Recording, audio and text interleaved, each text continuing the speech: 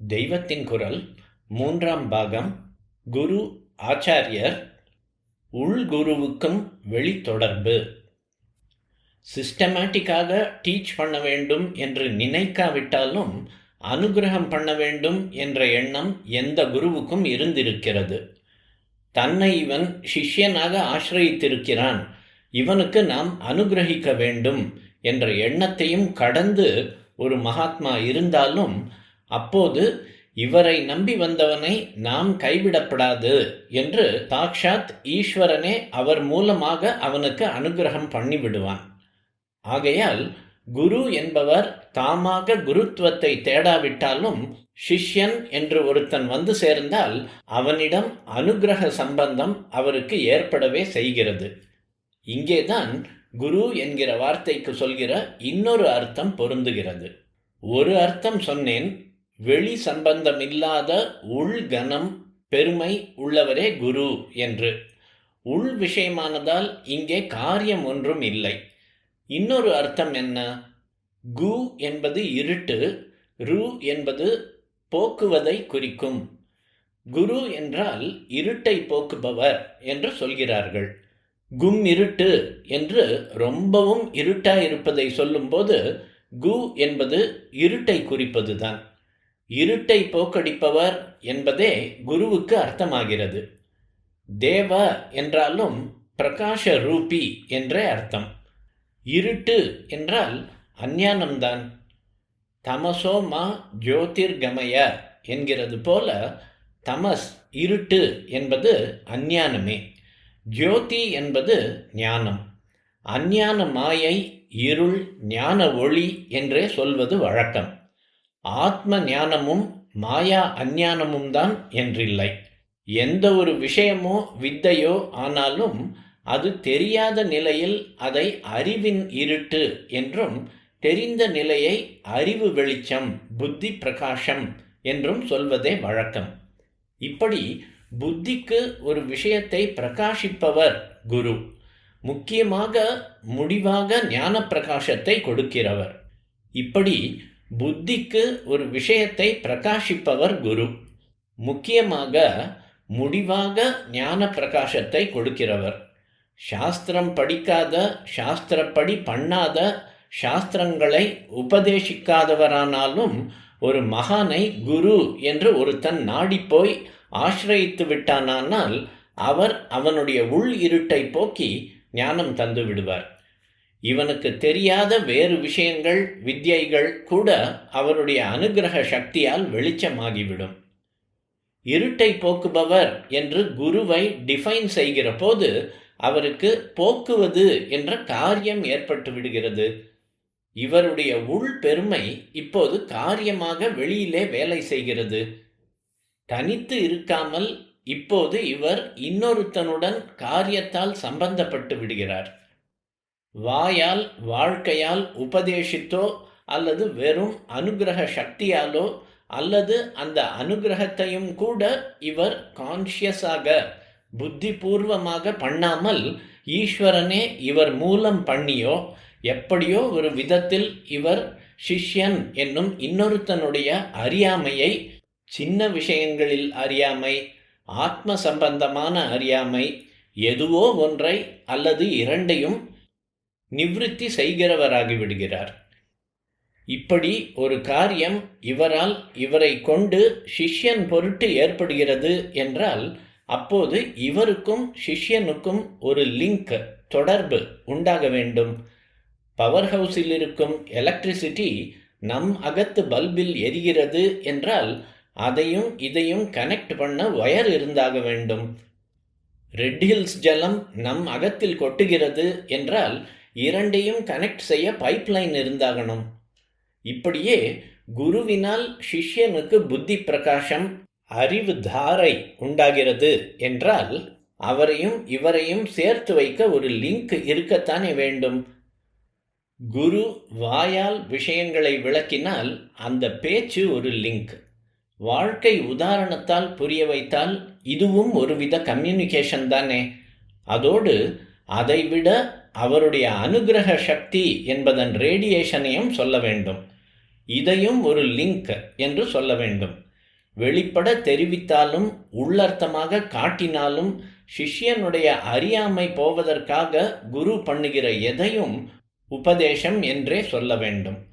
உபதேசமாக பிரசங்கம் பண்ணாமல் வாழ்க்கை உதாரணத்தாலேயே உபதேசித்து விடுவதைத்தான் வெர்பல் மெசேஜ் இல்லை, அவருடைய லைஃபே மெசேஜ் என்று சொல்வது.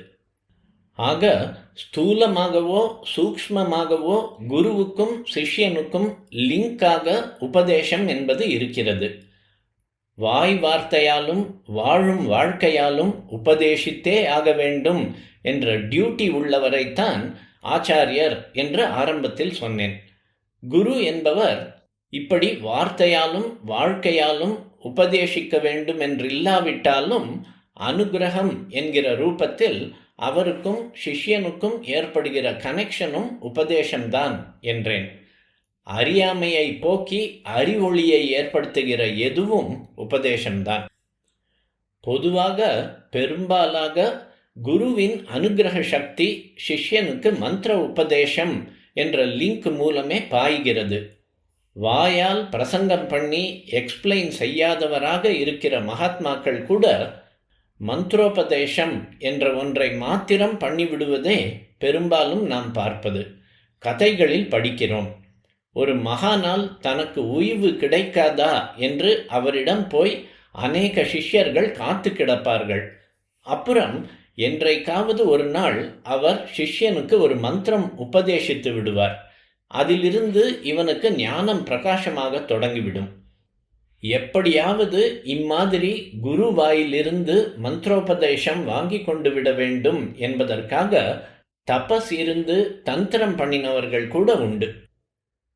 கபீர்தாஸுக்கு ராமானந்தர் என்ற மகானிடமிருந்து ஸ்ரீ ராம மந்திர உபதேசம் வாங்கி கொள்ள வேண்டும் என்று ஆசை. இவரோ முஸ்லிம், ஹிந்துவாக பிறந்து முஸ்லிம் வீட்டில் முஸ்லிமாகவே வளர்ந்தவர் என்பார்கள். அதனால் தமக்கு ராமானந்தர் உபதேசம் பண்ண மாட்டாரோ என்று இவருக்கு பயம். இதனால் ஒரு யுக்தி பண்ணினார். என்ன யுக்தி என்றால், பிராம முகூர்த்த இருட்டிலே கங்கையின் படித்துறையிலே ராமானந்தர் வருகிற வழியில் போய் படுத்து கொண்டு விட்டார். உஷத்கால ஸ்நானத்துக்கு வந்த ராமானந்தர் கவனிக்காமல் படியிலே கிடந்தவரை மிதித்து விட்டார். இதையே பாத தீட்சை என்று கபீர் எடுத்துக்கொண்டார். தீட்சை விஷயத்துக்கு அப்புறம் வருகிறேன். மிதித்தவுடன் அது ஒரு மனுஷ்ய சரீரம் என்று ராமானந்தருக்கு புரிந்துவிட்டது. அபச்சாரமாக ஒன்றை பண்ணிவிட்டால் உடனே பிராயஷ்சித்தமாக சிவ சிவ என்றோ ராம ராம என்றோ சொல்வதுதானே வழக்கம். இவர் பேரே ராமானந்தராயிற்றே. ஒரு ஜீவனை காலால் மிதித்து விட்டோமே என்று பதறினவர் ராமராம என்று சப்தம் போட்டு சொல்லிவிட்டார். கபீர்தாஸ் அதையே உபதேசமாக எடுத்துக்கொண்டு விட்டார். தன் நிமித்தமாக அவரை எப்படியாவது ராமநாம தாரக மந்திரத்தை சொல்ல வைத்து விட்டால் அதுவே தனக்கு உபதேசம் என்றுதான் இப்படி வேண்டுமென்றே அவர் மிதிக்கும்படியாக வந்து இவர் படியிலே கிடந்தது. எதற்கு சொன்னேன் என்றால், குரு வாய் வார்த்தை சொல்ல வேண்டும் என்று இல்லாவிட்டாலும் அநேகமாக இப்படிப்பட்டவருக்கு கூட சிஷ்யரிடம் மந்திரோபதேசம் என்ற ஒன்றினால்தான் ஒரு ஜீவ சம்பந்தம் உண்டாகிறது. இந்த மந்திரோபதேசத்தைத்தான் வார்த்தை திருவார்த்தை என்றெல்லாம் சொல்வார்கள்.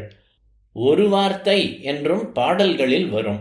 அதாவது வேறே வார்த்தைகள் எதுவும் உபதேசத்துக்கு வேண்டாவிட்டாலும் மந்திரம் என்கிற ஒரே ஒரு வார்த்தை மட்டும் வேண்டும் என்று அர்த்தம். மூர்த்தி தலம் தீர்த்தம் முறையால் தொடங்கினர்க்கு ஓர் வார்த்தை சொல்ல சர்க்குருவும் வாய்க்கும் பராபரமே என்று தாயுமானவர் இதைத்தான் சொல்கிறார். ஆகையினாலே மந்திரம் உபதேசிக்கிறவர் குரு என்று ஏற்பட்டிருக்கிறது. உள் பெருமை உள்ள ஒரு மகானை குரு என்பது அவர் வெளியில் ஒரு சிஷ்யனுடன் சம்பந்தப்படும் போதுதான். இந்த சம்பந்தம் முக்கியமாக மந்திரோபதேசத்தாலேயே ஏற்படுகிறது.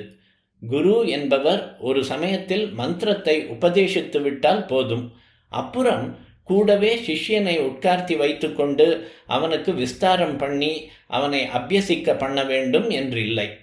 இப்படி லாங் டேர்ம் ட்ரைனிங் கொடுப்பது என்பது ஆச்சாரியனுக்குத்தான் ஏற்பட்ட பொறுப்பு.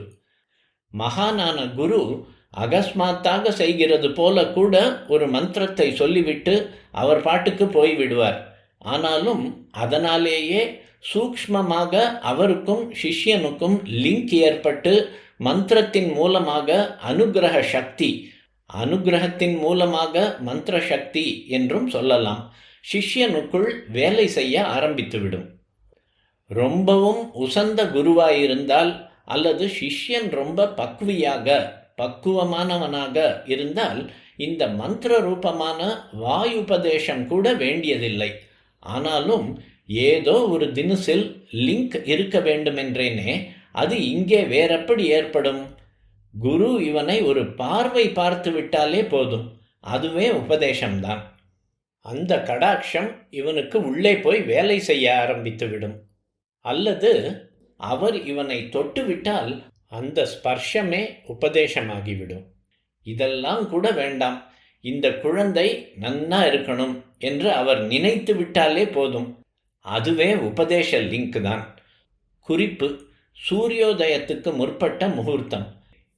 முகூர்த்த காலம் என்பது 2 நாழிகை 48 நிமிடங்கள் ஆயினும் பிராம முகூர்த்தம் என்பது பொதுவில் 5 நாழிகை 2 மணி கொண்டதாக கருதப்படுகிறது.